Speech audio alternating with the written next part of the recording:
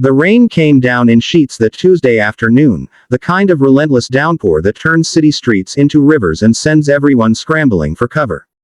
But Sarah Mitchell stood perfectly still on the corner of 5th and Main, water streaming down her face, her hands trembling as she clutched a crumpled piece of paper. The eviction notice. 72 hours to vacate. 3 days to pack up. 17 years of memories, of her daughter's childhood, of the life she'd built from nothing after the accident that took her husband. She didn't cry. There were no tears left. She just stood there, watching the world blur through the rain, wondering how one person could fall so far, so fast, and whether anyone would even notice when she finally hit the bottom.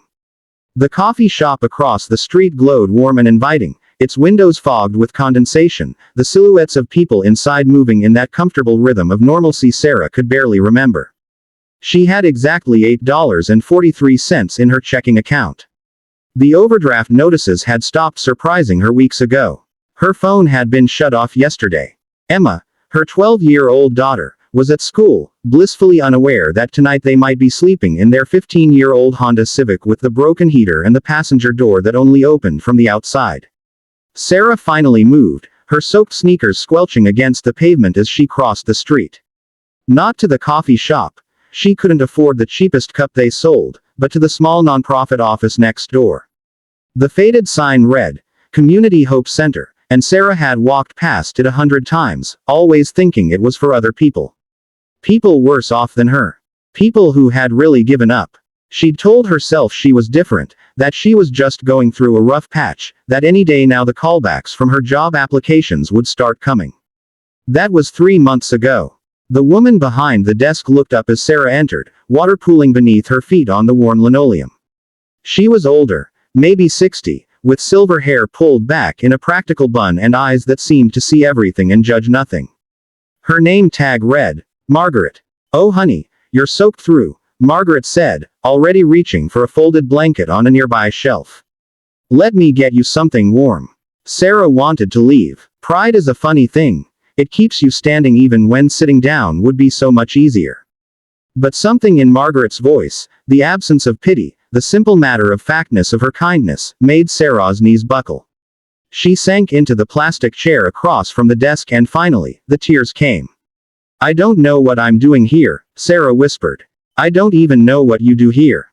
Margaret wrapped the blanket around Sarah's shoulders and sat back down. We help people who are having a hard time. No judgments, no hoops to jump through. Just people helping people. Why don't you tell me what's going on? The story poured out of Sarah like the rain outside. The car accident that killed her husband Michael 4 years ago, leaving her with medical debt that her insurance refused to cover.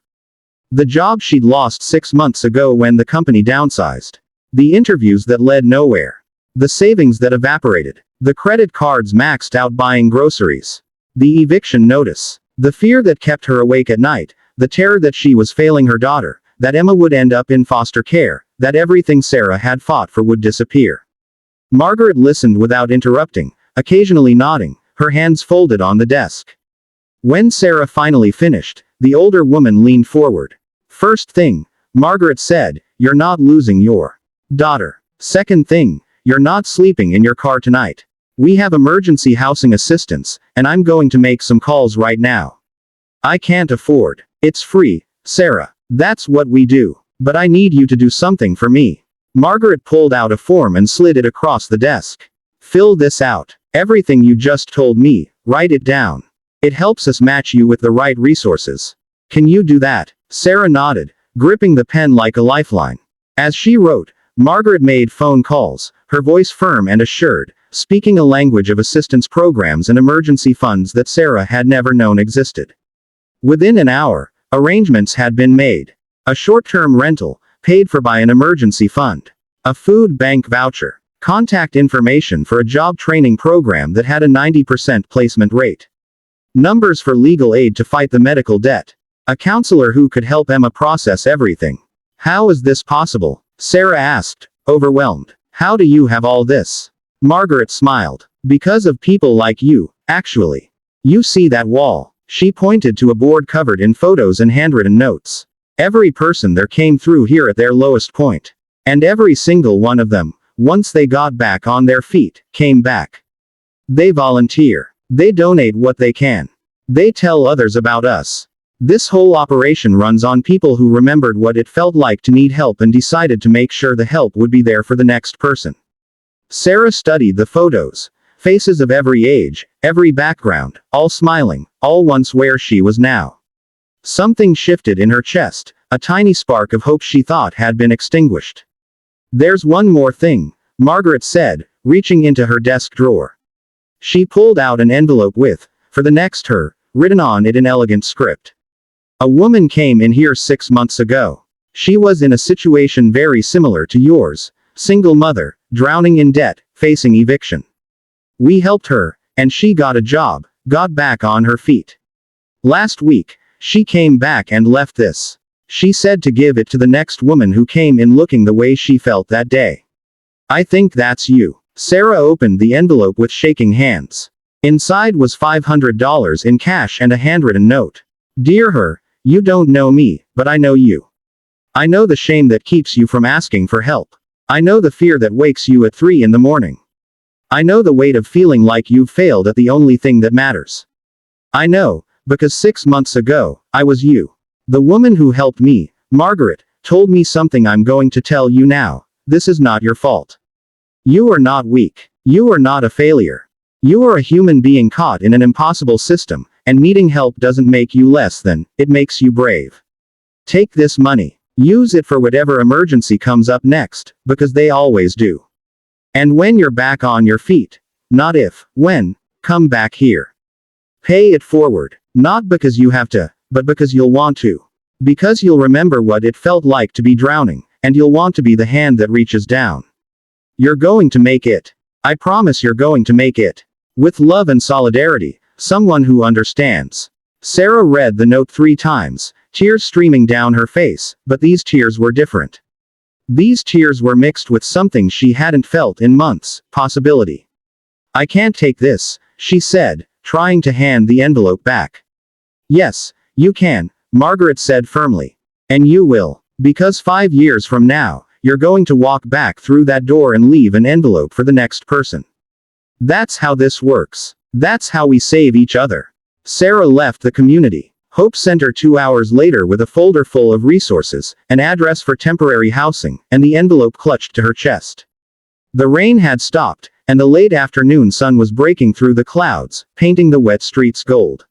She picked up Emma from school and told her daughter everything, holding nothing back. Emma cried, then hugged her mother fiercely. We're going to be okay. Emma asked. We're going to be okay, Sarah confirmed. The temporary housing was small but clean, a studio apartment in a building that housed other families in transition. The training program Margaret recommended specialized in healthcare administration, a field Sarah had never considered but found herself naturally drawn to. Within 3 months, she had a certificate. Within 4, she had a job with health insurance and a steady paycheck. Within 6 months, she'd moved into a permanent apartment and established a payment plan for the medical debt.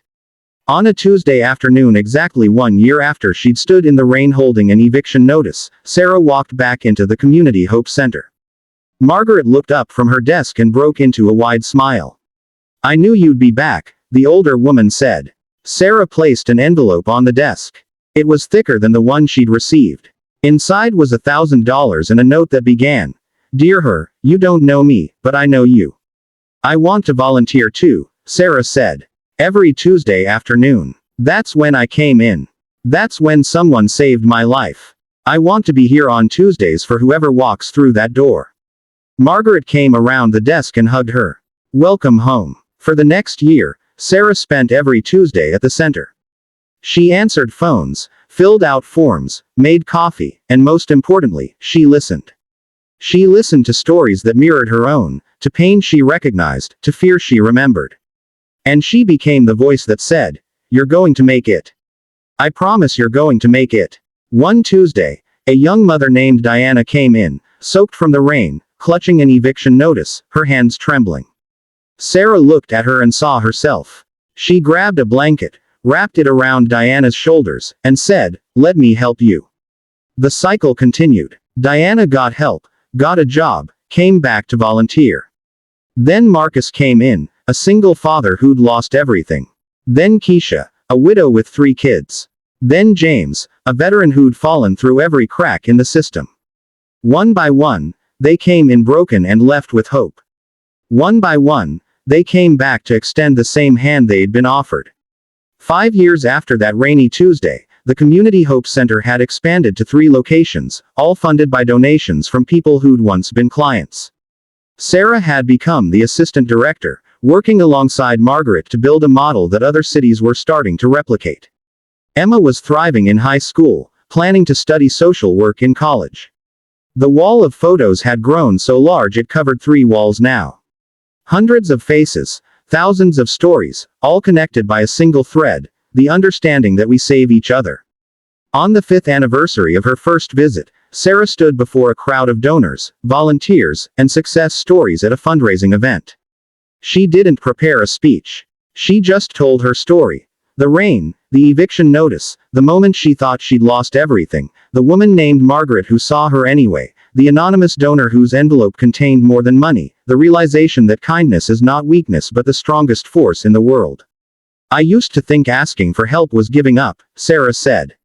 I used to think I had to do everything alone. But I was wrong. We're not meant to do this alone.